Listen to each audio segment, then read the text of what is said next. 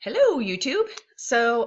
Today I kind of got inspired by watching a few minimalist and stuff like that videos. I asked my son to clean out his closet, and he gave me a couple shirts that he wasn't going to wear anymore. And I decided that instead of bringing and getting those plastic bags that the produce comes in, that I'm just going to make some of my own and keep them with me. My purse isn't really big, but I got to try to be more vigilant on bringing those little bags and the big tote bags with me, because when I go to Walmart, that's my big downfall is Walmart. The bags are so easy, and then we use them for little trash bags like in our bathroom trashes and stuff like that. But I'm going to try to get away from that at least a majority of the month, because let's be honest, you accumulate a crap load of bags and you don't have that many little trashes in your whole house.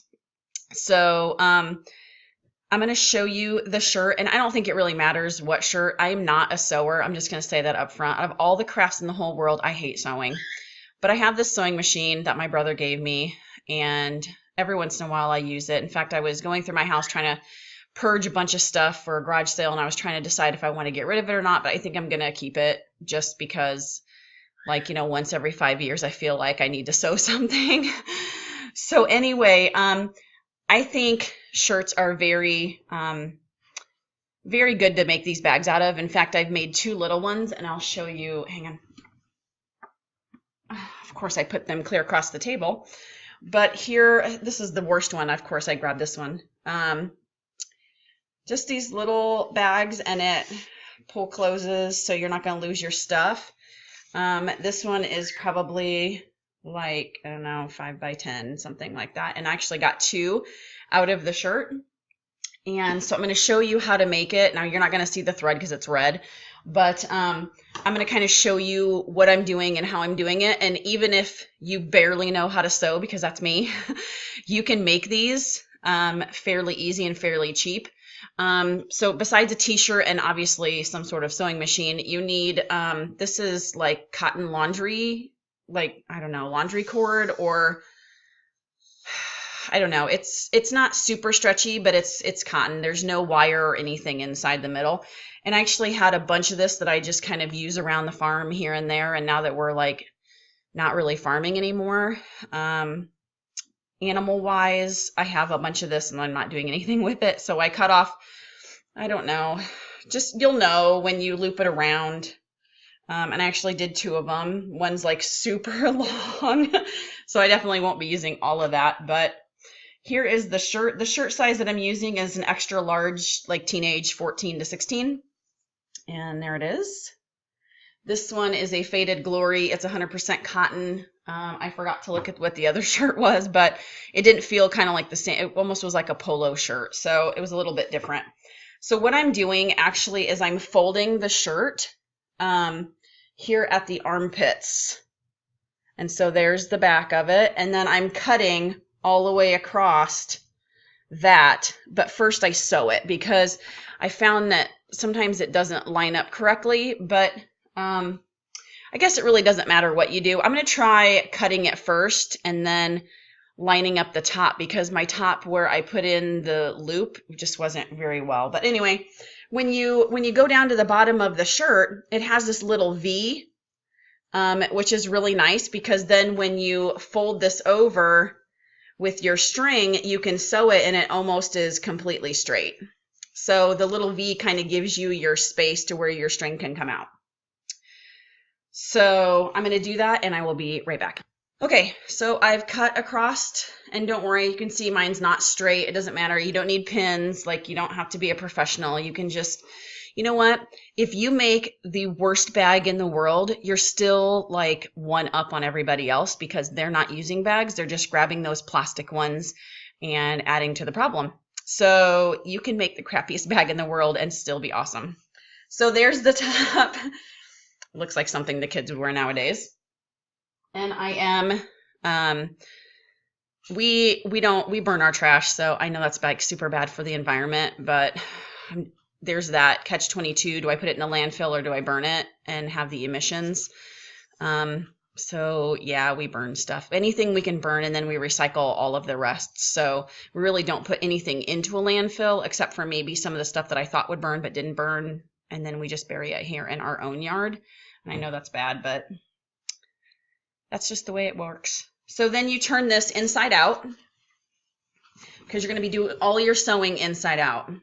So what I'm going to do next is I'm actually going to cut this long ways here so that I can get 2 smaller bags, because I have many size tote bags, but I don't have any of these small bags for produce. And I even find that even in Aldi's doesn't have bags because they try to be environmentally friendly.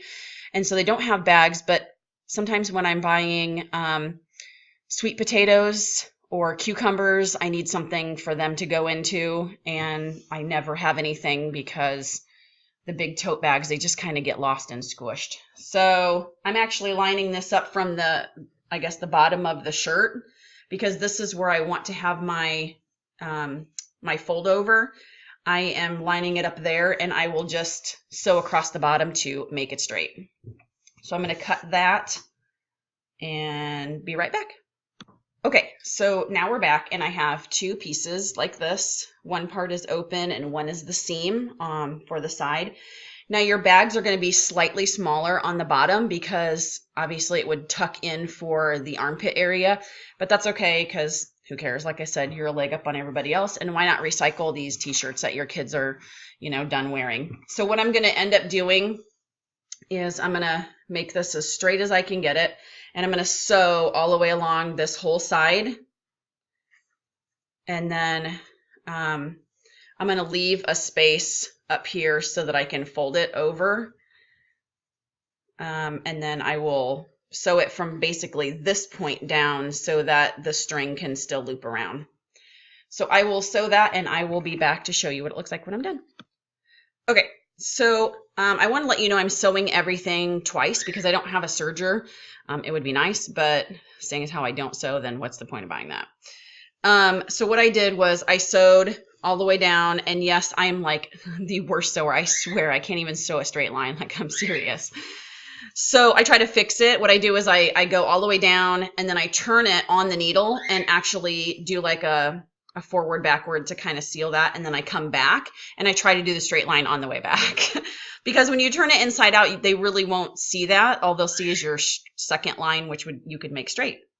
So it might look really weird like this, where it doesn't match up at the bottom, but that's okay because you want it to look really nice up at the top, and you can always cut off the excess at the bottom. So I already folded the end as I sewed it, and I left enough space up here for this to fit in. So what I'm going to do is then feed this through. I'm going to feed it through the loop here, because see, it's stitched. Then I'm going to come on this side and I'm going to loop it in. Sorry, it's hard for me to, I'm doing this with a laptop. So, and you want at least enough thread on both sides that you can fold this over and sew, because that's what we're going to be sewing next, is this right here. And you want to make sure, like I said, there's the V from the side of the shirt. And so you're going to fold it, and then this is where you're going to be able to pull it tight because there's already a cut there. So I'm going to sew this across here, and usually what I do is I sew like on this double, they stitch it twice. So I follow this line. That's about the only time I can stitch on a line. I follow this line all the way across, and then I stitch it down here towards the bottom, because that way it's not, when you fold the bag right side out, it's not kind of like curling up. So my lines are pretty far apart on this one, just to kind of sew the edging of the seam. So I will do that and show you.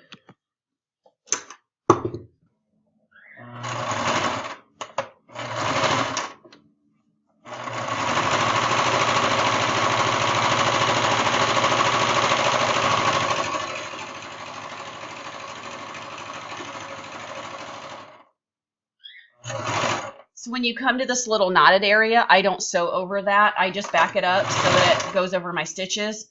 I keep the needle down in there, and I lift this up and I turn it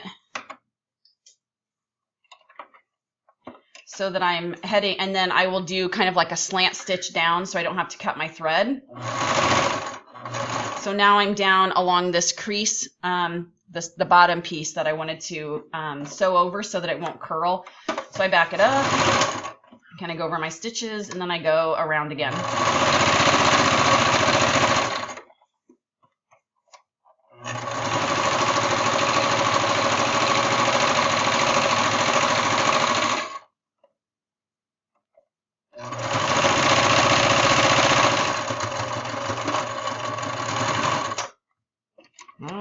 Okay.